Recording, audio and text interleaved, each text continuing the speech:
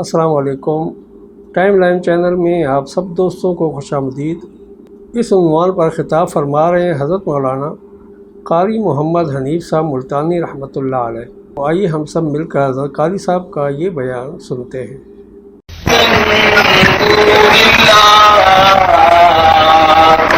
ولكن اعبدوا الله الذي يتوفاكم وأمرت أن أكون من المؤمنين وأن أقم وجهك للدين حنيفا ولا تكونن من المشركين ولا تدع من دون الله ما لا ينفعك ولا يضرك فإن فعلت فإنك إذا من الظالمين وإن يمسسك الله بضر فلا كاشف له إلا هو وإن يردك بخير فلا راد لفضله يصيب به من يشاء من عباده وهو الغفور الرحيم وقال النبي صلى الله تعالى عليه وسلم إذا ظهر الفتن أو البدع فليظهر العالم علمه ومن لم يفعل فعليه لعنة الله والملائكة والناس أجمعين صدق الله مولانا العلي العظيم وصدق رسوله النبي الكريم ونحن على ذلك لمن الشاهدين والشاكرين والحمد لله رب العالمين اللهم صل على محمد وعلى آل محمد كما صليت على إبراهيم وعلى آل إبراهيم إنك حميد مجيد اللهم بارك على محمد وعلى آل محمد كما باركت على إبراهيم وعلى آل إبراهيم إنك حميد مجيد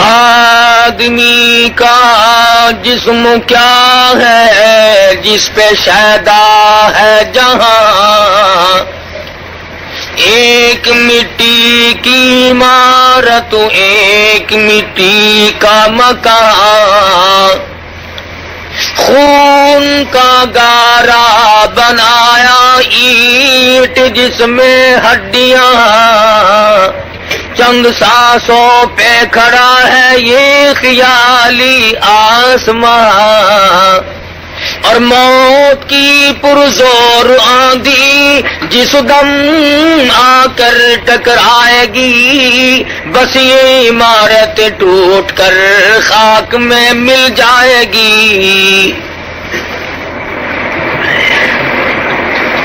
معزز حاضرین، محترم سامعین، رمضان المبارک کا مہینہ، ختم قرآن مجید کی مجلس، شب قدر کی رات اور غالباً رمضان المبارک کی آخری رات، جس قدر قدردانی کی جا سکے وہ کر لیں۔ نامعلوم اس مہینے کی یہ راتیں، یہ ساعتیں، یہ گھڑیاں پھر ہم میں سے کس کو نصیب ہوں گی اور کس کو نہیں۔ ہزاروں لاکھوں لوگ گزشتہ رمضان المبارک میں زندہ تھے، کاروبار کر رہے تھے، کھانا پینا کر رہے تھے، اتنے غافل تھے کہ ان کے دل میں اس بات کا گمان تک بھی نہیں تھا کہ ہم دنیا سے جائیں گے۔ موت پہ صحیح معنوں میں یقین تک نہ تھا۔ لیکن خدا کا فیصلہ اٹل ہوتا ہے. سال بھر کے اندر اندر مختلف بہانوں سے موت واقع ہوئی، آج قبروں میں ہے، اور نہ معلوم آئندہ رمضان کے آنے سے پہلے پہلے ہم میں سے کتنے لوگ قبروں میں جا چکے ہوں گے. نہ معلوم ہم میں سے کس کس کی باری اسی سال میں ہے.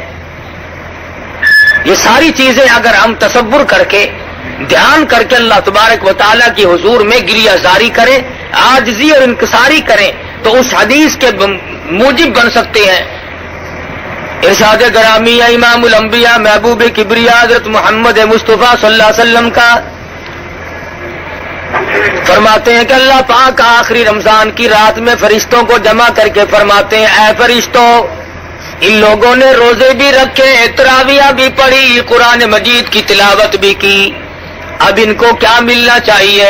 فرشتے عرض کریں گے الہ العالمین، جب مزدور اپنی مزدوری کا پورا کام کر چکے وہ اپنی مزدوری کا حق رکھتا ہے. اللہ پاک فرمائیں گے فرشتوں، مجھے اپنی کبریائی کی قسم، مجھے اپنی الوہیت کی قسم، مجھے اپنی عزت کی قسم، مجھے اپنے جلال کی قسم، مجھے اپنی شان کبریائی کی قسم، تم گواہ ہو جاؤ میں نے ان لوگوں کو معاف کر دیا.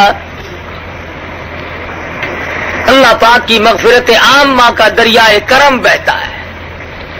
آج بھی اگر کوئی محروم ہے تو پھر اس نے تو محروم ہی رہنا ہے، اس کے مقدر کھوٹے، اس نے اپنے اعمال کو اتنا کھوٹا کر لیا کہ عام میں دریائے عام بہا، دریائے کرم خداوند ذوالجلال کا بہا، پھر بھی قطرہ نصیب نہیں ہو سکا تو اور کم ملے گا. اور یہ ساری چیزیں قدردانی کی ہیں. جب مسلمان قرآن کریم کی قدردانی کیا کرتے تھے تو ان کے یقین اور نظریات کچھ اور تھے. مسلمان کا یہ یقین تھا کہ قرآن کریم کا ایک ایک لفظ حق ہے، سچ ہے، پک ہے. کیوں؟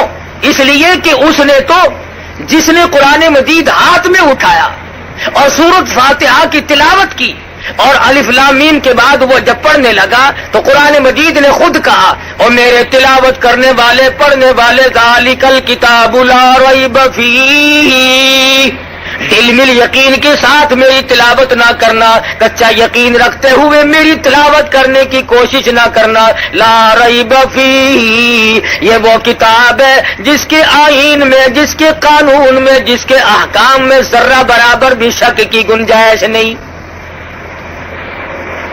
وہ سب سے پہلے مطالبہ کرتا ہے، پہلے یقین کامل پیدا کر، اس کے بعد تلاوت کی طرف آنا. اور فرمایا ادب کرنا بھی سیکھ لے. لا یمسہ الا المطہرون، خبردار قرآن مجید کو بغیر وضو کے ہاتھ نہیں لگانا. کیوں؟ اس لیے تنزیل من رب العالمین، یہ رب کی طرف سے آیا ہوا کلام ہے، کسی آدمی کا کلام نہیں، کسی وزیر کا کلام نہیں، کسی بادشاہ کا کلام نہیں، یہ خداوند ذوالجلال کا کلام ہے. اس کی کریمی کا کیا کہنا؟ ارے رمضان المبارک میں اتنی رحمت عامہ کا دریائے کرم بہایا گیا. فرمایا اے میرے بندے تو مانگ، کیا مانگتا ہے؟ صحابہ کہتے ہیں کہ صبح سے لے کر شام ہو جاتی تھی، اور رات سے صبح سے لے کر شام ہو جاتی تھی، اور شام سے صبح آ جایا کرتی تھی. لیکن صحابہ کرام اس قدر اللہ پاک سے مانگتے تھے، ان کی آنکھ کا مانگتے مانگتے آنسو خشک نہیں ہوا کرتا تھا. اور آڑے سے آڑے وقت میں، اور یقین اصل میں جب تک خدا کی ذات پہ یقین کامل نہ ہو، خدا کے کلام پہ یقین کامل کیسے آئے گا؟ اس کی ذات پہ یقین کامل پیدا ہونا یہ شرط ہے، لا بدی امر ہے. صحابہ کرام نے سرکار دو عالم صلی اللہ علیہ وسلم کے ارشاد پہ یقین کیا، مصیبتوں، تکلیفوں، پریشانیوں کی پرواہ نہ کی.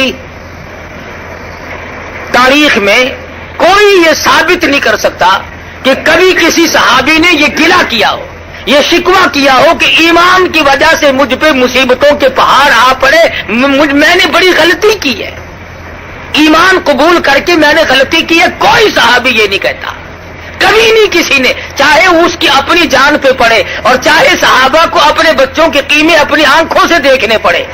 اور چاہے صحابہ کرام اور صحابیات نے اپنے بچوں کو پیاسے اور بھوک کے مارے اپنی گود میں اتنی زبان باہر نکال کر تڑپ کر ایڑیاں رگڑ کر مرتے تو دیکھا، پر صحابی نے کبھی اس بات کا اپنی زبان سے اقرار نہ کیا اور گلہ نہ کیا، شکوہ نہیں کیا کہ خدا پر ایمان لانے کی وجہ سے میرے بچے کا کیا حال بنا ہے۔ آج وہ یقین نہیں، جنہیں وہ یقین ملا ان کے کچھ اور حالات ہیں۔ سیدنا ابراہیم علیہ الصلوۃ والسلام ہے، باپ بت گر نہیں بلکہ بت پرست ہے، بت بنانے والا ہے، بت پرست بھی ہے، بت پرست نہیں بلکہ بت گر ہے، بت بناتا ہے۔ عجیب تجارت نکال رکھی تھی خلیل اللہ کے باپ نے، والد نے۔ کئی لوگ یہ کہتے ہیں کہ آزر کی عقل ماری گئی تھی، پتھروں کے خدا بناتا تھا۔ پتھر کے خدا بنانا مشکل ہے، کیا ہم نے اپنے آپ کو خدا نہیں بنایا ہوا؟ قرآن کہتا ہے فرأیت من اتخذ الہہ ہواہ، آپ ان لوگوں کو بھی دیکھیں گے جنہوں نے اپنی خواہشات کو، اپنی مرضیات کو اپنا خدا بنایا ہوا ہے۔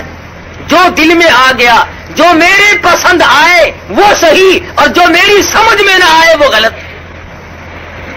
قرآن کریم کا فیصلہ ہے کہ اے محمد عربی صلی اللہ علیہ وسلم، آپ ان لوگوں کو بھی تو دیکھیں گے جنہوں نے اپنی خواہشات کو، اپنی مرضیات کو، اپنی تمناؤں کو اور اپنی اغراض کو، اپنے مقاصد کو اپنا الہ بنایا ہوا ہے۔ آج ہم کب سوچتے ہیں کہ خدا کا فرمان کیا ہے؟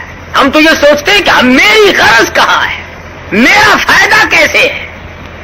بس یہ فرق ہے صحابہ کے ایمان میں، میرے اور آپ کے ایمان میں۔ صحابہ یہ کہتے تھے میری جان بچے یا نہ بچے، ایمان بچے۔ ہم کہتے ہیں کارخانہ لگے، بنگلہ بنے، کوٹھی تیار ہو، ایمان کا بیڑا غرق ہوتا ہے تو ہو جائے۔ یہ فرق ہے ہم میں اور صحابہ کرام میں۔ ابراہیم علیہ السلام کا والد بت بناتا ہے پتھر کے، اور ہم نے اپنے آپ کو بت بنایا ہوا ہے۔ جب اللہ تبارک و تعالیٰ کی ذات و صفات میں کوئی شرک کرتا ہے، اس کی عقل کا دیوالیہ نکل جاتا ہے، دیوالیہ نکل جاتا ہے۔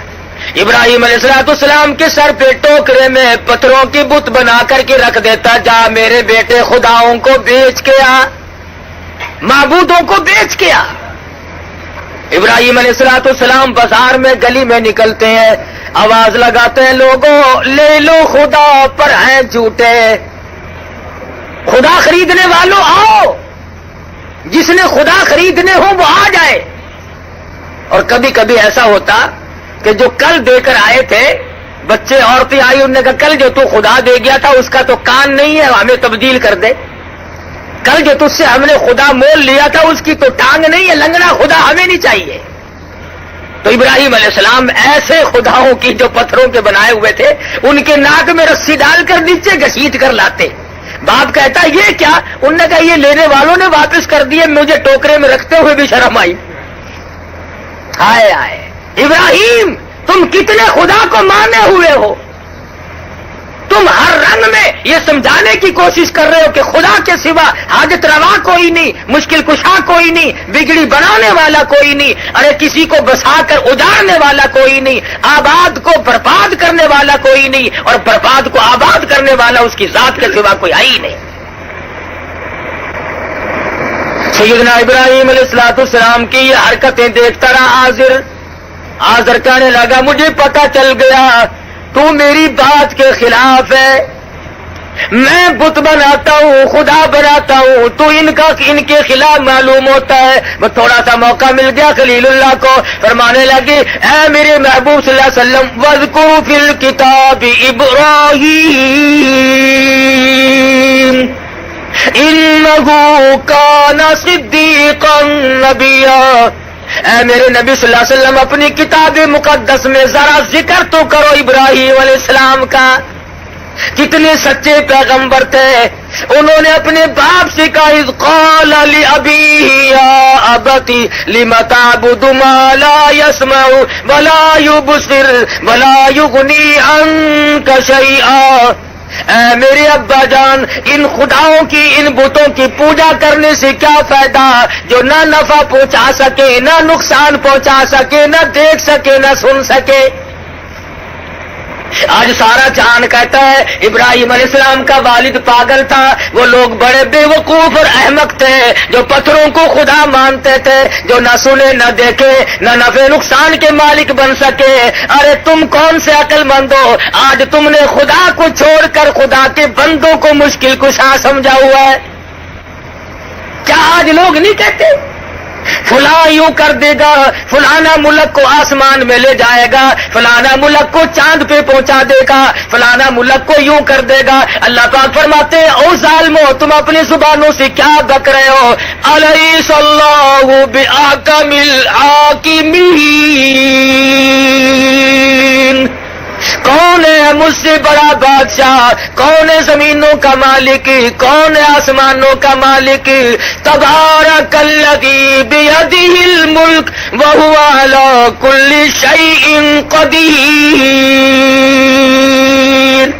برکتیں میرے ہاتھ میں ہے، راج سارے جہان میں میرا۔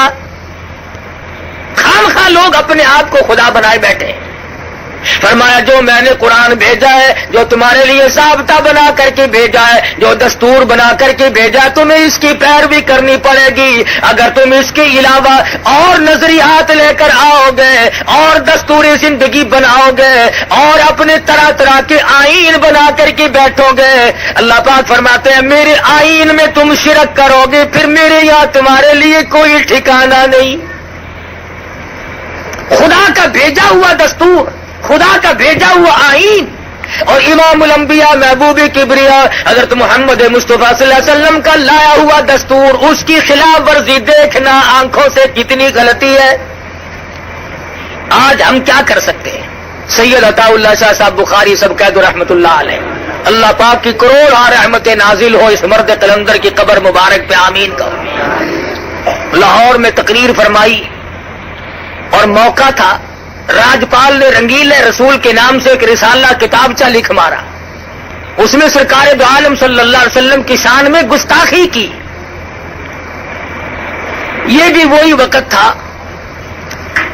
شاہ جی نے تقریر فرمائی، دائیں طرف علماء بیٹھے تھے، سامنے مجمع بیٹھا تھا، بائیں طرف کچھ اوباش قسم کے لوگ بیٹھے تھے، نوجوان۔ شاہ جی نے پہلے دائیں طرف منہ کر کے خطاب کرتے ہوئے فرمایا کہ علماء کی جماعت، وہ سامنے دیکھو، ایسا صدیقہ دوپٹہ لہرا رہی ہے اور تم سے سوال کرتی ہے کہ تمہارے ابا کی آبرو پہ کافر نے ہاتھ ڈالا ہے۔ اور پھر بائیں طرف خطاب کرتے ہوئے فرمایا نوجوانوں، وہ دیکھو اپنی قبر سے فاطمۃ الزہرا نکل آئی ہے اور دوپٹہ اتار کر کہہ رہی ہے کہ نوجوانوں تم کہاں سو گئے، کالی کملی والے کی عزت پہ ہاتھ مارا ہے، میرے ابا کی آبرو پہ لوگوں نے ہاتھ مارنے شروع کر دیے، تم کس کا کلمہ پڑھو گے؟ نمازی بھی بیٹھے تھے، حاجی بھی تھے، غازی بھی تھے، نیک پرہیزگار سخی بھی تھے، خیرات کرنے والے بھی تھے، مگر ان نوجوانوں میں ایک نوجوان ہے، عالم نہیں، حافظ نہیں، قاری نہیں، حاجی نہیں، بلکہ پختہ اور لمبا چوڑا نمازی بھی نہیں۔ بس وہیں سے دل میں سوچ بیٹھا میری زندگی کائے کی لعنت زندگی پہ، میں دنیا میں زندگی گزار رہا ہوں، کالی کملی والے کی ذات پہ حرف آئے، میری زندگی کس کام کی؟ گھر گیا اور جا کے خاموش لیٹ گیا۔ اماں نے پوچھا کیا بات ہے، کسی سے لڑ جھگڑ کر کے تو نہیں آیا، اداس سا کیوں ہے؟ کہنے لگا نہیں لڑائی میں نے کس سے کرنی ہے۔ تو امی جان کہنے لگی پریشانی کی کیا بات ہے، چند دن تیری شادی کے باقی، اب تو خوشی خوشی رہا کر۔ آنکھوں میں آنسو لے آیا اور کہنے لگا امی جان شادی ملتوی کر دے، میری شادی کو ملتوی کر دے۔ اس نے کہا کیوں؟ کہنے لگا اب تو شادی کہیں اور ہی جا کے کرنی ہے، اب یہاں شادی نہیں کرنی۔ چھپے چھپے چھڑا بنا رہا ہے، تیاری کر رہا ہے، میں اس کو زندہ نہیں چھوڑوں گا جس نے کالی کملی والے کے دامن پہ ہاتھ مارا ہے، جس نے سرکار مدینہ کی آبرو پہ ہاتھ ڈالنے کی کوشش کی، جس نے شہنشاہ کائنات کی عزت پہ ہاتھ صاف کرنے کی کوشش کی۔ اب دونوں دنیا میں نہیں رہیں گے، یا راجپال رہے گا یا علم الدین رہے گا، دونوں نہیں رہیں گے۔ تیاری کر رہا ہے۔ امی کہتی ہے یار اس طریقے سے پریشان نہ ہو، میں نے تو تیری شادی کی تیاری کی ہوئی ہے، بڑی خوشی کا وقت ہے، ان قریب تیری دلہن کو لے آؤں گی، گھر میں باغ و بہار ہوگی۔ علم الدین کہنے لگا بس امی جان شادی ہو چکی، باغ و بہار تو اب کسی اور ہی جگہ آئے تو آئے۔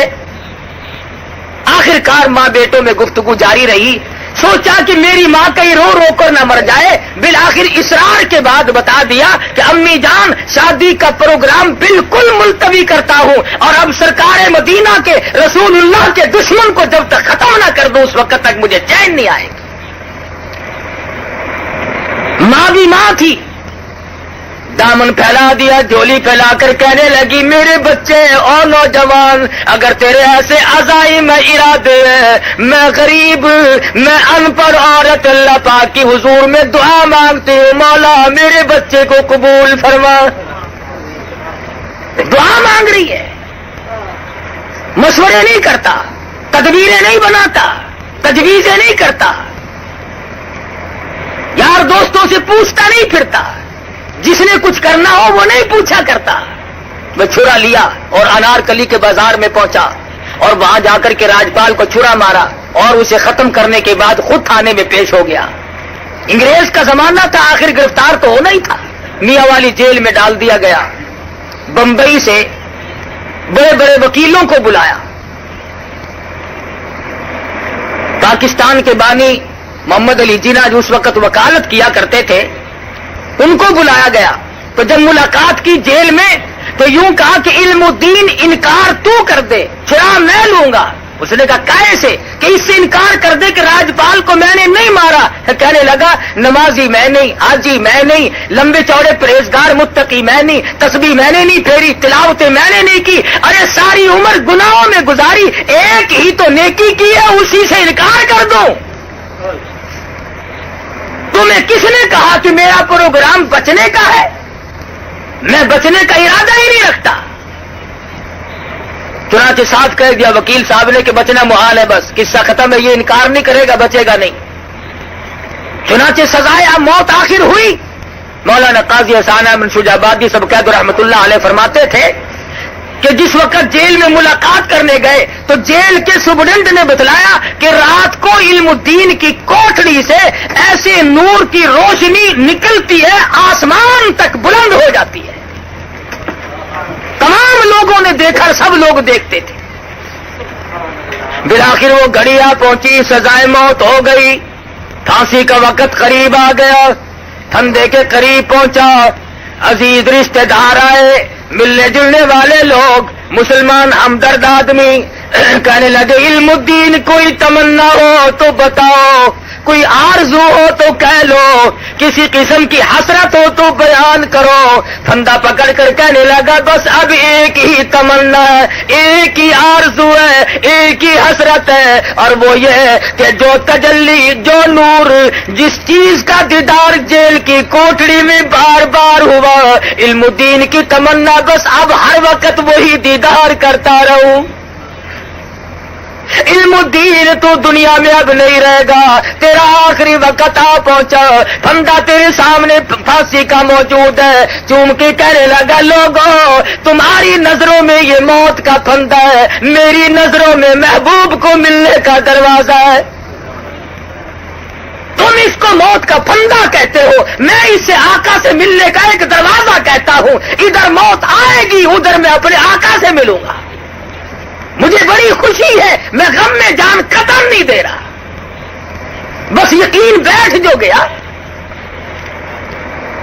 دیکھا دنیا نے کہ دنیا کے سامنے کیا ہوا، اور صحابہ اکرام کا تو کیا کہنا کہ انہوں نے اپنے اپنے وقت میں اور اپنے اپنے انداز میں اللہ تبارک و تعالیٰ کے ایک ایک حکم پہ جان کی بازی لگائی۔ توحید باری تعالیٰ صحابہ اکرام جب بیان کرتے تھے، اپنے ایمان کا اعلان کرتے تھے تو سارے کافر دشمن ہو جاتے تھے، اپنے بھی پرائے، یاریاں ٹوٹتی تھی، رشتہ داریاں ٹوٹتی تھی، عزیز و اقارب الگ ہوتے تھے، مقام جاتا تھا، حتیٰ کہ وطن کو بھی خیر باد کہنا پڑا صحابہ اکرام۔ اور دوسری طرف ان کو تمام چیزیں یوں میسر تھی۔ حضرت زید بن حارث ہے سب قید رضی اللہ تعالیٰ عنہ، غلام ہے، بکتے بکتے حضور صلی اللہ علیہ وسلم کے پاس پہنچے، حضور نے خرید لیا، والد کو پتا چلا کہ میرا بیٹا مکے میں ہے، تلاش کرتے کرتے حضور کے پاس آ پہنچا۔ حضور نے فرمایا میں نے تجھے آزاد کر دیا، تو اپنے باپ کے ساتھ جا سکتا ہے۔ زید بن حارث کھڑے ہو کر کے کہنے لگے میں اپنے باپ کے ساتھ تو تب جاؤں جب مجھے سرکار مدینہ جیسا شفیق باپ کہیں اور ملتا ہو۔ کس قدر سرکار دو عالم صلی اللہ علیہ وسلم کی رحیمانہ اور قریبانہ زندگی ہے کہ صحابہ کرام کو یوں گرویدہ کر دیا۔ لیکن ظالموں نے، دشمنان دین نے سرکار دو عالم صلی اللہ علیہ وسلم کو بھی نہیں بخشا۔ رات دن پروگرام بناتے تھے، ہر وقت تجویزیں لڑاتے تھے، کون سی صورت ہے ان کو ختم کرنے کی، کیا طریقہ کار ہو سکتا ہے۔ چنانچہ ایک روز پروگرام بنایا کہ بھی سارے اکٹھے ہو کر ابو طالب کے پاس چلو، پھر کوئی بات بنے گی۔ غلط کار لوگ رات دن تجویزیں ہی بنایا کرتے ہیں۔ اکٹھے ہو کر کے آ گئے ابو طالب کے پاس اور آ کر کے کہنے لگے ابو طالب تیرے بڑھیپے کا لحاظ ہے، تو مکے کا سردار ہے، بڑا معزز آدمی ہے، ورنہ اس نبی کو تو نعوذ باللہ ہم نے کبھی سے اڑا دیا ہوتا۔ ہم کوئی تھوڑے، توبہ، ہماری طاقت کا کوئی اندازہ کر سکتا ہے؟ تیری سرداری کا لحاظ ہے، تیرے بڑھیپے کا لحاظ ہے۔ ابو طالب کہنے لگا کیا بات ہے، تمہیں کیا تکلیف پہنچی؟ لگا یہ تمہارا بھتیجا ہمیں ہر وقت گالیاں نکالتا ہے، ہر وقت ہمیں گالیاں دیتا ہے تمہارا بھتیجا۔ ابو طالب نے حضور انور سب کہہ دو صلی اللہ علیہ وسلم کی ذات اقدس کو بلوا بھیجا۔ حضور تشریف لے آئے۔ ابو طالب کہنے لگے او میرے یتیم بھتیجے، یہ مکے کے لوگ شکایت کرتے ہیں، کہتے ہیں تیرا بھتیجا گالیاں نکالتا ہے۔ حضور صلی اللہ علیہ وسلم نے فرمایا چچا جان ساری عمر میں کبھی بھی کسی کو کسی حال میں بھی گالی نہیں دی۔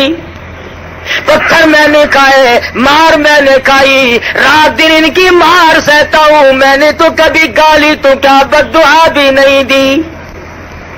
مکے کا کون سا چوک ہے جس میں انہوں نے مجھے نہیں مارا؟ کون سی وہ جگہ ہے؟ صحابی کہتا ہے امام الانبیاء محبوب کبریا حضرت محمد مصطفیٰ صلی اللہ علیہ وسلم مکے کے چوک میں کھڑے ہو کر لوگوں کو قرآن مجید سنا رہے ہیں۔ میں اس وقت تک مسلمان بھی نہیں تھا، میں نے دیکھا چاروں طرف کافروں کا مجمع لگا ہوا ہے، کوئی پتھر مار رہا ہے، کوئی اینٹ مارتا ہے، کوئی روڑے مارتا ہے، کوئی ہڈی مارتا ہے، پھینک کر چاروں طرف سے مار پڑ رہی ہے، اور سرکار مدینہ بلا تحمل قرآن مجید کی تلاوت فرما رہے ہیں، زخموں سے خون کے پھوارے چھوٹ رہے ہیں۔ ایک عورت نے کوٹھی پہ سے آواز دی اے زینب تم کہاں چلی گئی؟ تمہارے ابا کو لوگوں نے لولوان کر دیا۔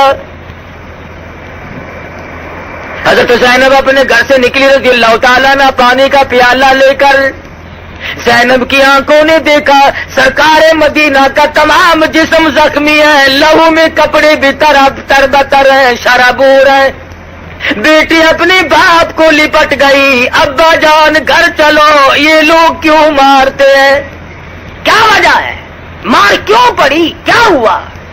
آپ تو کسی کا مال نہیں چھینتے، ادھار لے کر واپس کرتے ہو، محافظت کرتے ہو، سب کی عزت کرتے ہو، صلہ رحمی فرماتے ہو، آپ کو لوگ کیوں مارتے ہیں؟ فرمایا بیٹی تجھے معلوم نہیں، میں ان تمام لوگوں کو یہ کہتا ہوں ساری کائنات کا مالک وہ ایک خدا ہے، اس پر یہ برسیرتا ہوتے ہیں، اس کی یہ وجہ ہے ان سب کے ناراض ہونے کی۔ میں خدا کا قرآن سناتا ہوں، اللہ کی توحید کا پیغام ان تک پہنچاتا ہوں۔ مورخین نے لکھا ہے حضرت زینب نے پانی کا پیالہ پیش کر دیا، سرکار مدینہ صلی اللہ علیہ وسلم نے منہ مبارک میں لے کر کلی جو کی تو منہ سے لہو آیا۔ وہ مار صحیح ہے کالی کملی والے نے، خدا کی قسم حضور فرماتے ہیں بخاری شریف میں حدیث موجود ہے کہ اللہ کی راہ میں جتنی میں نے مار کھائی اس زمین کے اوپر اس آسمان کے نیچے اتنی کسی نے مار نہیں کھائی۔ اور بلکہ ایک مقام پہ آتا ہے یوں فرمایا کہ اور تو اور رہے غیر تو غیر رہے، میری پیدائش کے وقت میں جس چچا نے مٹھائی بانٹی تھی، جس نے باندیاں اور غلام آزاد کیے تھے، میرے بدن پہ میرے جسم پہ ایسی جگہ نہیں جہاں پہ سگے چچی کے ہاتھ کا پتھر نہ لگا ہو۔ کوئی مذاق ہے؟ ابو طالب کے سامنے حضور بیٹھے ہیں، فرمایا چچا جان میں نے تو کبھی کسی کو گالی نہیں دی، میرا گالی دینے کا پروگرام ہی نہیں، مزاج ہی نہیں، میں کیوں گالی دوں کسی کو؟ وہ وہیں پہ بیٹھے تھے، مکے کے جو بڑے بڑے شیطان تھے وہ وہیں موجود تھے، کہنے لگے کون کہتا گالی نہیں دیتے، ہر وقت نکالتے ہو گالیاں؟ اس نے کہا نہ میں نے گالیاں کب نکالی؟ انہوں نے کہا کہتا نہیں کہ سارے جہان کے خدا جھوٹے ہیں، تمام خدا غلط ہیں، بس ایک خدا صحیح ہے، وہی حکم الحاکمین۔ انہوں نے کہا یہ گالی ہے کہ ہاں یہی تو گالی ہے۔ حضور صلی اللہ علیہ وسلم نے فرمایا کہ تمہارے نزدیک اگر یہ گالی ہے تو مجھے خدا کا حکم ہے کہ میں یہ پیغام پہنچاتا رہوں چاہے میری ہڈیاں بھی ختم کر دی جائیں۔ ابو طالب بیچارہ کیا سمجھتا؟ وہ سمجھا کہ ضد کر رہے ہیں، ضد ہو رہی ہے۔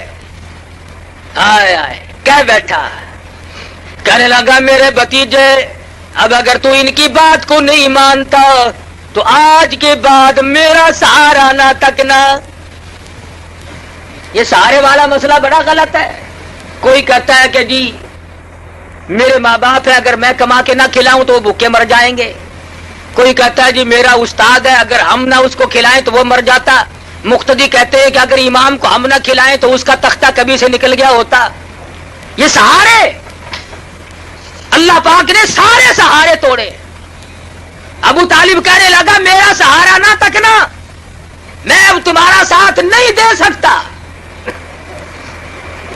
سرکار دو عالم سب کہہ دو صلی اللہ علیہ وسلم کی آنکھوں میں آنسو آ گئے۔ فرمایا چچا جان آج تک تم نے غلط سمجھا کہ میں تمہاری کمر پہ تمہارے بلبوتے پہ یہ سب کچھ کر رہا ہوں۔ ہٹو آپ بھی ایک طرف ہو کے دیکھ لو، وہ خدا میری حفاظت کرنے والا ہے، وہ مالک کے کائنات، وہ بے نیاز خدا ہے، وہی میری حفاظت کرے گا۔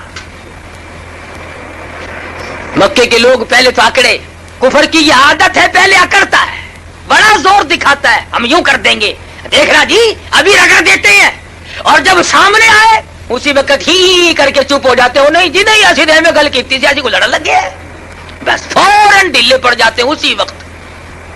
پہلے دماغ میں تھوڑی سی خرخشی ہوتی ہے، جب سامنے آیا حق، جال حق و زہق الباطل ان الباطل کان زہوقا، جب حق آئے گا باطل بھاگے گا، اسلام آئے گا تو کفر کا ستیہ ناس اور بیڑا غرق ہوگا، رہ ہی نہیں سکتا کفر پھر۔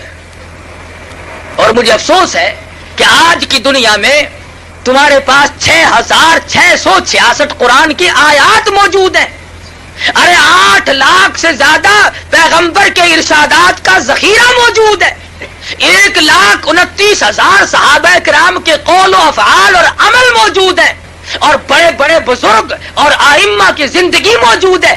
آج بھی لوگ کیا کہتے ہیں جی پتہ نہیں کیڑے پاسے حق ہے، سانو تے ایویں نظرتا ہے۔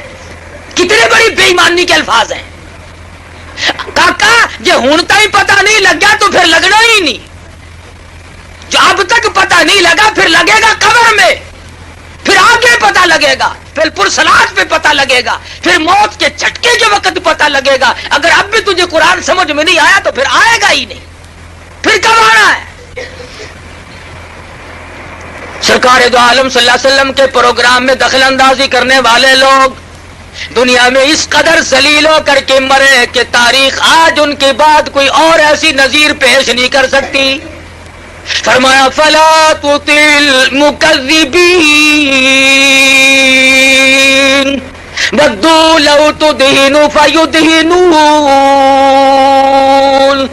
اے میرے محبوب صلی اللہ علیہ وسلم آپ بالکل بھی ڈھیلے نہ پڑے، ان کے پیچھے نہ لگنا، میں خدا آپ کا نگہبان اور محافظ ہوں، کوئی پرواہ نہ کرو، آپ ہیں اور میں ہوں، بس کسی کی کیا حاجت باقی ہے۔ تو صحابہ کرام نے اپنے اپنے وقت میں ایسا انداز اختیار کیا، اللہ غنی، مرد تو مرد رہے، عورت ہے، عورت ذات ہے، اور کتنی خوش نصیب مائی ہے، خامند بھی صحابی، بیٹا بھی صحابی، خود بھی صحابیہ، خود بھی صحابیہ۔ ارے قربان کر دوں 2 جہان کی دولتیں اس مائی کے جوتے سے اڑی ہوئی خاک پہ جس کا پورا گھرانہ کالی کملی والے کا غلام بن چکا ہو، اور غلام بھی اس طرح کا۔ ابو جہل کو مکے میں صرف سمیہ ملتی تھی، اسے اور کوئی نہ ملا، اسے ڈھونڈ کر کیوں لایا؟ ایماندار اور بھی تو تھے، اس کے بیٹے کو پکڑ کے لاتا، اس کے خامن کو پکڑ کے لاتا، خاندان کے اور لوگوں کو اس طریقے سے کیوں نہیں مارا؟ اس لیے کہ بیٹا جوان تھا، خامد بھی طاقتور تھا اور لوگوں کی جانوں میں جان تھی۔ ابو جہل مکے کا بدماش تھا، کہنے لگا کمزور کو مارنا آسان ہے، کمزور کو مارنا آسان ہے۔ سمیہ اس قدر بڑھیپا طے کر چکی تھی، گردن ہلتی تھی، زبان تتلاتی تھی، ہاتھ حرکت کرتے تھے، گردن میں ہاتھ پاؤں میں ریشہ آ چکا تھا، لیکن خدا بند ذوالجلال کا دیا ہوا ایمان اور نبی کا عطا کردہ کلمہ اور اللہ کی توحید کو سمیہ نے اپنی رگوں میں ایسا بسایا تھا کہ زمین و آسمان ہل سکتے ہیں پر سمیہ کے ایمان میں فرق نہیں آ سکتا، اتنا مضبوط ایمان تھا۔ ابو جہل سارے مکے میں سے ڈھونڈ کے لایا بڑھیا کو، پتا چلا یہ جو کمزوروں کو لوگ مارا کرتے ہیں، غریبوں کو ستایا کرتے ہیں، محکوموں پہ ظلم کیا کرتے ہیں، پتا چلا کہ ان شیطانوں نے یہ چال ابو جہل سے سیکھی ہے، اور اسی کی نسل ہو تو کوئی پتہ ہی نہیں، ورنہ اور مکے میں مل سکتے تھے۔ سمیہ کو چھانٹ کے کیوں لایا؟ اس لیے کہ یہ بوڑھی ہے، کمزور ہے، ڈر جائے گی، عمر رسیدہ عورت ہے، گھبرا جائے گی، بڑھیپے میں ویسے بھی دل کمزور ہو جاتا ہے۔ لا کر میدان میں کھڑی کر دی، پیروں میں رسی باندھ دی، ہاتھوں میں رسی باندھ دی اور برچہ لے کر کہنے لگا سمیہ اب دو راستے ہیں، یا جان بچا یا ایمان بچا، تیسرا راستہ نہیں ہے۔ سمیہ فرمانے لگی او ظالم تو کیا سمجھتا ہے، جو برچہ تو مجھے مارنے کے لیے دکھاتا ہے میں تو محبوب کا دروازہ کھولنے کے لیے اس کو چابی سمجھتی ہوں، تو مجھے برچہ دکھا رہا ہے مارنے کے لیے، اور مرنے میں میرے دیر کیا ہے؟ بہتر ہوگا کہ برچہ تیرا ہو، سر میرا ہو، در میرے آقا کا ہو، اور میں جا کر کہوں کہ میں حاضر ہو گئی ہوں، اس سے بڑی کیا سعادت ہو سکتی ہے؟ نعرہ تکبیر! مجھے اور کیا چاہیے؟ حضرت سمیہ کھڑی ہے، صحابہ کہتے ہیں کوئی گھبراہٹ نہیں، کسی طرح کی پریشانی نہیں۔ حضرت عمار بن یاسر رضی اللہ تعالیٰ عنہ جوان بیٹا حضور کی خدمت میں پہنچا اور جا کے کہنے لگا یا رسول اللہ ذرا تشریف تو لاؤ، میری بوڑھی اماں کا حال تو دیکھو۔ حضور تشریف لائے، کتنے بے کس اور مجبور ہوں گے اس وقت میں مسلمان کہ سرکار دو عالم صلی اللہ علیہ وسلم نے جب دیکھا سمیہ کو بندھا ہوا تو آنکھ میں آنسو آ گئے اور فرمایا عمار اسی وقت دوڑ کے جاؤ، سمیہ کو جا کے بہشت کی بشارت سنا اور جا کر کے میں نبی کا سلام پہنچا۔ کیا خوش نصیب مائی ہے، آخری وقت میں تجھے پیغمبر کا سلام آ رہا ہے، شہنشاہ کائنات کا تجھے سلام ملا، اس لیے نہیں کہ تو بنگلے سے نکل رہی ہے، اس لیے نہیں کہ تو کوٹھی سے نکل رہی ہے، اس لیے نہیں کہ تو وزیر اعظم کی بیوی ہے، اس لیے نہیں کہ تو گورنروں کے خاندان سے ہے، اس لیے نہیں کہ تو دنیا میں بہت زیادہ حسین و جمیل ہے، بلکہ اس لیے کہ آقا کی غلامی کا پھندا تم نے وہ مضبوط ڈالا ہے کہ تم اپنی جان کا قیمت تو بنوا سکتی ہو پر ایمان کے میدان سے پیچھے ہٹنے کے لیے قطعاً تیار نہیں۔ سمیہ کے بیٹے نے آ کر کے سلام پہنچایا، نبی کا پیغام اور بشارت دی تو مسکرا رہی ہیں، کافر حیران کھڑے ہیں۔ ہم تو کہتے تھے بڑھیا گھبرائے گی، یہ تھر تھر کانپنے والی، یہ ضعیفہ، یہ کمزور، یہ ناتواں، ہم نے تو سوچا تھا یہ پھر جائے گی تو اور بھی پھریں گے، ارے بوڑھی کا یہ حال ہے تو جوان کیا کریں گے؟ حضرت سمیہ رضی اللہ تعالیٰ عنہ بالکل آرام سے کھڑی ہیں، بار بار چاروں طرف سے کافر ڈراوا دے رہے ہیں، ابھی ابھی تیرے ٹکڑے کر دیے جائیں گے، ابھی ابھی تجھے چیر دیا جائے گا، ابھی ابھی تجھے تیرا قیمہ بنا دیا جائے گا، ابھی تجھے یوں مارا جائے گا۔ سمیہ کہنے لگی بات ہی کوئی نہیں، میرے یہاں مرنے جینے کا فرق ختم ہو گیا، کیوں؟ اس لیے الفت میں برابر ہے، وفا ہو یا کہ جفا ہو، ہر چیزوں میں لذت ہے گر دل میں مزہ ہو۔ تم مجھے مرنے سے ڈرا رہے ہو، ارے یہ جو وقت گزر رہا ہے مجھے یہ شاک معلوم ہوتا ہے، جلدی کرو مجھے میرے محبوب سے ملاؤ، یہ موت میرے لیے دروازہ بنے گا، میں اپنے پروردگار سے ملوں گی، میں اپنے کلمے کی شہادت دوں گی، میں اپنے مضبوط ایمان کا اظہار کروں گی، میرے یہاں گھبراہٹ کا نام و نشان نہیں۔ اور مفت کا ڈراوا نہیں تھا، چنانچہ ابو جہل آگے بڑھا، ارے بڑھے پہ ترس نہ کھایا، کمزور ہے، عورت ہے، مائی ہے، ضعیف ہے، برچھا مارا، ادھر ادھر اونٹ دوڑا کر سمیہ کے ٹکڑے کر دیے گئے۔ مجال ہے جو ایمان میں ذرہ برابر بھی تزلزل آیا ہو یا گھبراہٹ آیا ہو، ارے ایمان ہو تو ایسا ہو، خدا کے قرآن کی عظمت ہو تو ایسی ہو۔ آج ہم اپنے آپ کو مسلمان بھی کہلاتے ہیں اور ذرہ برابر بھی تکلیف کا تحمل کرنے کے لیے ہم لوگ تیار نہیں۔ ہزارہ واقعات ہیں صحابہ کرام کے، ارے جنہوں نے اللہ کو اپنایا، مجدد الفسانی کو گوالیار کے جیل کے قلعے کے اندر خدا کو پکارنا پڑا اور خداوند عالم کے نام کی ضربیں لگائی۔ ابو حنیفہ کا جنازہ جیل سے نکلا، علامہ ابن تیمیہ مرحوم کا جنازہ دمشق کی جیل کے مینارے سے اعلان ہو کر کے باہر آتا ہے۔ کون ہے جس نے مصیبت نہ سہی ہو؟ اور تمہارے قریب کی بات ہے، یہ ہندوستان کا بادشاہ ظفر انگریزوں نے قید کر لیا، قید کر کے رنگون لے گئے، ہاتھ پاؤں میں بیڑیاں پڑی ہوئی ہیں۔ ایک انگریز افسر نے آ کر کے کہا کہ دوپہر کے وقت تمہاری دعوت ہے۔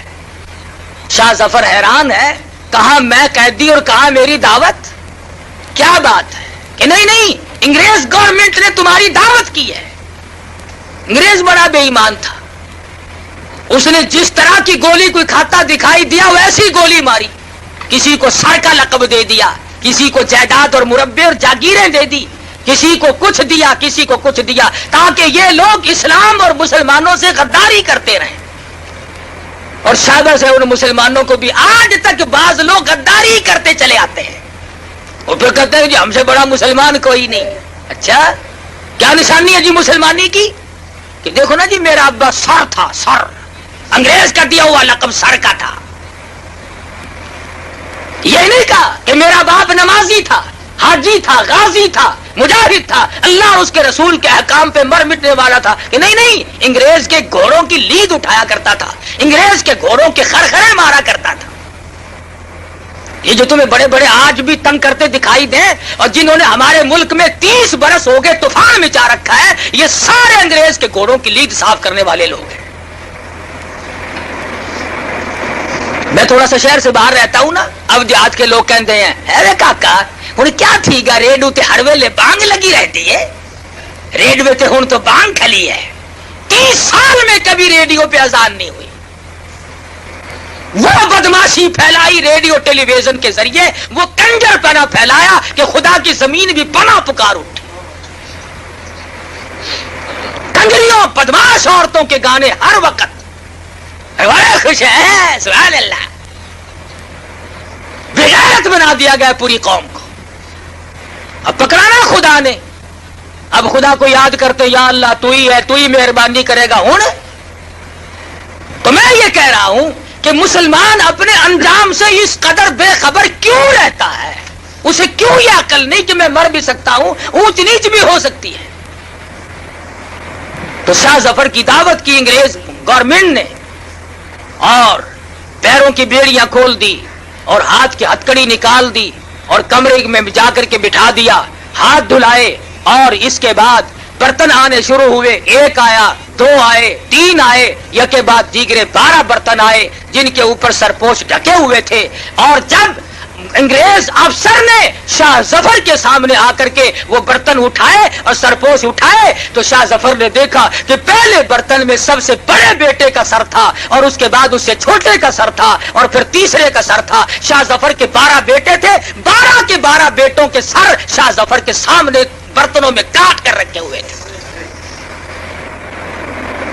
تاریخ شاہد ہے، تاریخ گواہ ہے، ظفر رویا نہیں کہ ہائے میرے سارے بچے مر گئے، نہیں، تاریخ کہتی ہے شاہ ظفر نے مسکرا دیا اور کہا شاباش میرے بیٹو، خاندان تیموریہ کی نسل کو یوں ہی چاہیے کہ وہ اپنے باپ کے حضور میں اسی طرح سے سرخرو ہو کر کے آئے۔ اس شاہی خاندان کی اولاد کو یوں ہی چاہیے تھا۔ مجھے تمہارا غم تھا کہیں میرے بعد یہ لوگ کافروں کی غلامی نہ قبول کر لے۔ میں اب خوش ہوں کہ تم بھی پہنچ گئے ہو اور خدا کے یہاں میں بھی آ رہا ہوں۔ تو یہاں تو ایسے ایسے لوگ قریب ہی سے ہو گزرے ہیں. بات کیا ہے؟ یہی تمہارا ملتان شہر ہر وقت کا راجہ دیوان کی حکومت ہے. 600-650 سال پہلے کی بات ہے. بیٹے نے کلمہ پڑھا. مسلمانوں کا عمل دیکھ کر, کاروبار دیکھ کر. آج کل تو کاروبار بڑا عجیب ہے. جب تک ایک آنے کا روپیہ نہ بناؤ اس وقت تک تو کاروبار نہیں چلتا. رمضان شریف سے پہلے کوئی 2-2.5 روپے 3 روپے نیمبو نہیں خریدتا تھا, اور چاند دکھتے ہی یار لوگوں نے 20 روپے کر دیے, اور 20 روپے نیمبو بیچے تاکہ روزہ کھولنے والے لوگ آخر لیں گے ہی, اور اس کے بعد نعرہ اٹھایا قومی اتحاد زندہ باد. یہ اچھا قومی اتحاد ہے بھائی. روپے کے 20 بنانے اور لیں گے کون؟ روزہ رکھنے والے. تم روزہ رکھنے والوں کی کھال اتارنے کے لیے پیدا ہوئے ہو. تمہیں یہ حق کس نے دیا؟ تمہیں یہ مسئلہ کس نے سمجھایا کہ جو اللہ اور اس کے رسول کے احکام کو پورا کرتے ہو اور پیاس کی وجہ سے اگر تم سے وہ کوئی سودا خریدنے آئے تو تم اس کی کھال اتار لو؟ بڑے خوش ہو ہے جی. اجی تو کاروباری معاملہ ہے. اچھا, کاروباری معاملے میں اگر کسی کی جیب کاٹ لے تو کوئی حرج نہیں. ملاوٹ رمضان میں ہم نے نہیں چھوڑی, بلیک مارکیٹ رمضان میں ہم نے نہیں چھوڑا, جھوٹ بولنا رمضان میں ہم نے نہیں چھوڑا, گانے سننے اور گانے گوانے ہم نے رمضان میں نہیں چھوڑے. پھر رمضان کی برکتیں مجھے اور آپ کو ملے کیسے؟ پھر قرآن کی خیر و برکت ہمیں ملے کیسے؟ پھر ہماری دعائیں قبول ہوں تو کیسے ہوں؟ تو میں عرض کر رہا تھا, صحابی ہے, ابن حذافہ ہے, سب کہتے رضی اللہ تعالی عنہ. عیسائی بادشاہ کے یہاں گرفتار ہو گئے. صحابہ کرام تو گھر بیٹھ کر کبھی سوئے ہی نہیں, کبھی پیر پھیلا کر بچارے سوئے ہی نہیں, بس جہاد فی سبیل اللہ میں لگے رہتے تھے. ہر وقت اللہ اور اس کے رسول کے حکموں کو لوگوں تک پہنچانے کے لیے مرتے تھے ہر وقت اور مارتے تھے, پریشان ہوتے تھے. ساری زندگی صحابہ کرام کی جہاد میں گزر گئی. یوں ہی تو نہیں اللہ پاک کے نبی نے فرمایا کہ جہاد کی راہ میں جب آدمی نکلتا ہے اسلام کو چمکانے کے لیے, کفر کو مٹانے کے لیے جو قدم اٹھتے ہیں اور قدم پر جو گرد غبار پڑتی ہے, تیرے نبی کا فرمان ہے کہ اس جگہ جہنم کی آگ حرام کر دی جاتی ہے. بشرطے نیت یہ ہو کہ میں اسلام کو چمکاؤں گا. یہ نیت نہ ہو کہ اگر میری وزارت بن گئی تو 10-20 ٹرکوں کے لائسنس پہلے میں لوں گا بھائی. یہ نیت نہ ہو کہ دیکھو جی آخر اپنا یار ہے نا, اپنا رشتہ دار ہے, یہ جو ممبر بن گیا نا انشاءاللہ پھر سیمنٹ کی تانوں کوئی کمی نہیں رہنی. پہلے نیت اگر یہ ہے تو اسلام کی چمک کہاں؟ بلکہ صرف رضا الہی مقصود ہو, نبی کی اطاعت اور غلامی مقصود ہو, پھر بات بنے گی. ابن حذافہ رضی اللہ تعالیٰ عنہ 2 صحابیوں کے ساتھ گرفتار ہو گئے. بادشاہ وقت نے, عیسائی نے سب سے پہلے وہی بات کی جو کافر لوگ کیا کرتے ہیں. یہ پرانا طریقہ ہے, جو ہمارا ساتھ دے گا ہم اسے یوں دیں گے, ہم اسے مربے دیں گے, ہم اسے جاگیر دیں گے, ہم اسے قلعے دیں گے. خدا جانے کیا کیا طریقہ, یہ وہی سے نکلا ہوا ہے پرانا. ابن حذافہ کو بٹھا کر کے عیسائی بادشاہ کہنے لگا, اگر تم ایمان کا انکار کر دو, کلمے کا انکار کر دو, تو میں 3 ریاست تیرے حوالے کر دوں گا, تجھے 3 ریاست کا مالک بنا دوں گا. ابن حذافہ جواب دے فرمانے لگے, او ظالم, تو کافر, تو مجھے دنیا کا لالچ دیتا ہے, مجھے لا الہ الا اللہ محمد الرسول اللہ صلی اللہ علیہ وسلم کے بعد میرے نبی نے جو بشارت دی ہے, اتنی بڑی بہشت ملے گی جو تیری پوری ریاست سے بھی 100 گنا بڑی ہوگی. تیری پوری ریاست سے 100 گنا بڑی ہوگی جو اللہ کے نبی نے بہشت کا مجھ سے وعدہ فرمایا. اچھا, دوسری سٹ ماری, یہ اس سے زیادہ نازک ہے. انہوں نے کہا ابن حذافہ, اگر تو کلمے کا انکار کر دے, بڑی خوبصورت میری بیٹی ہے, میں تیری ساتھ شادی کر دوں گا. یہ بڑی نازک سٹ ہے, اس کا جھیلنا بڑا مشکل ہے. پہلے زمانے میں لوگ بڑے بڑے کرتے تھے کہ اگر تم ہمارے مذہب میں داخل ہو جاؤ تو یوں کریں گے, ہم تجھے یوں رشتہ دے دیں گے. آج کل بھی کرتے ہیں, یہ بڑوں بڑوں میں یوں ہی ہے, اور کیا ہے ان کے پاس, اور کیا رکھا ہے؟ شرافت تھوڑا ہی ہوتی ہے, بس یہی ہے کہ آؤ ملو جلو کھاؤ پیو, موت آئی تو مر جاؤ بس. ابن حذافہ نے فرمایا کہ میرے نبی نے جن حوروں کا مجھ سے وعدہ فرمایا ہے, اگر وہ دنیا میں تھوک دے تو پوری دنیا خوشبو کی وجہ سے بے ہوش ہو جائے. میرے نبی نے جس کلمے کی برکت سے، ایمان کی برکت سے جس بہشت کا وعدہ فرمایا ہے، اگر اس کی حور کا جوتے کا تسمہ نظر آئے تو پوری دنیا اس خوبصورتی کی وجہ سے مدہوش اور بے ہوش ہو جائے۔ میرے جیسا ہوتا نا تو اسی وقت نعوذ باللہ توبہ میری، کیونکہ ہمارا ایمان کہاں سے آیا اتنا مزو؟ ہم تو کہتے لیا بھائی پڑھا ان مورا ویکھی جاوے گی، پھر کلمہ کی دھنٹ چل رہا، پھر کلمہ پڑھ لیں گے۔ آج تو لوگ کہتے ہیں نا چلو ادھر جدھر کی ہوا ہو، میاں چٹ لگانا چاہیے، موقع دیکھو جی میں موقع ہوئے گزارا کرو۔ ارے موقع مرتے وقت ایمان کا موقع ہے، اگر ایمان نہ ملا تو بیڑا گرک ہو گیا۔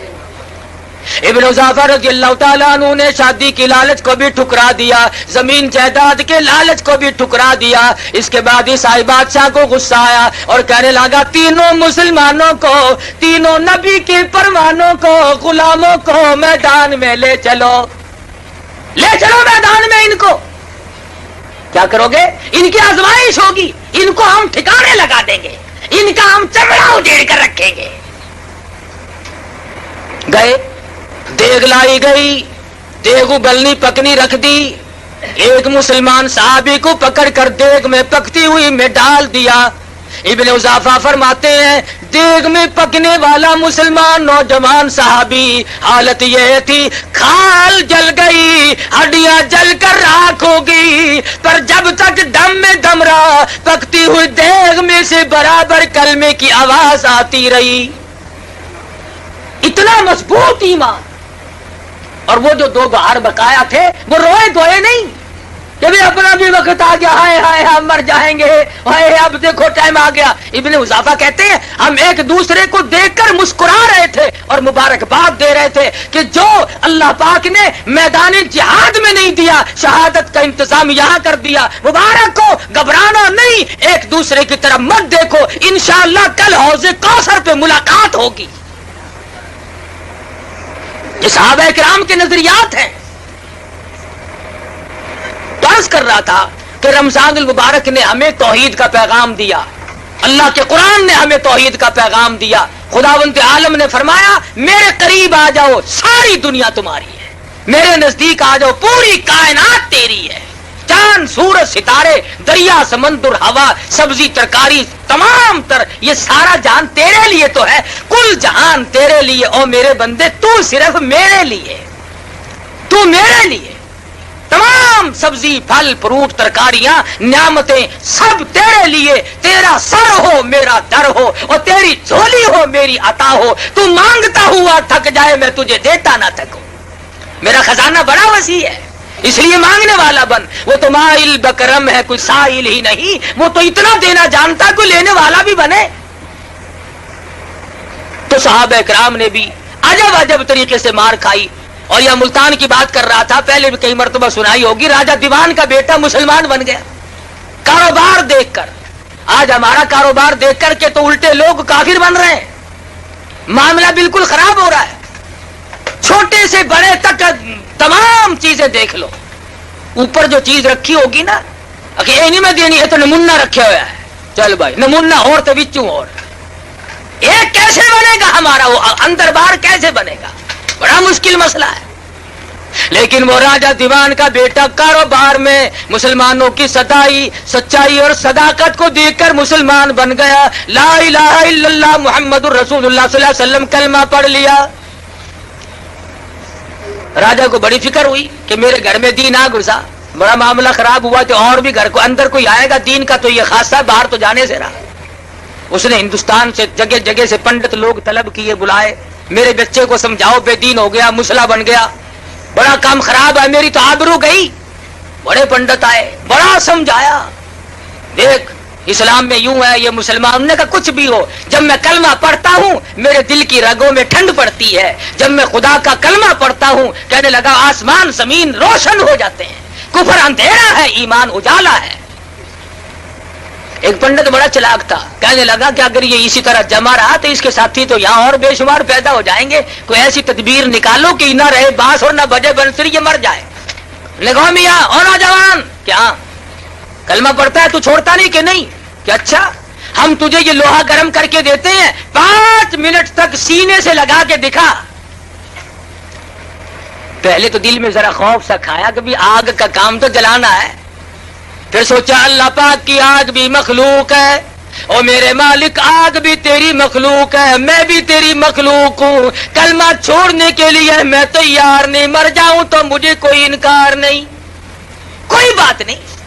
اور لوگوں تاریخ گواہ ہے، یہ ملتان کا چوک بازار شاہد ہے، راجہ دیوان کے بیٹے کو گرم گرم لوہا کر کے لوگوں نے دیا، 5 منٹ کے بجائے گھنٹوں سینے سے لگائے کھڑا رہا، اور کھلی آنکھوں سے دیکھا گرم گرم سرخ لوہے کے اوپر زندہ کیڑی مکوڑے اوپر سے گزر رہے ہیں، پھر رہے ہیں۔ سمجھ گیا جو ذات ان کی حفاظت کر سکتی ہے وہ میری بھی نگہبانی فرمائے گی۔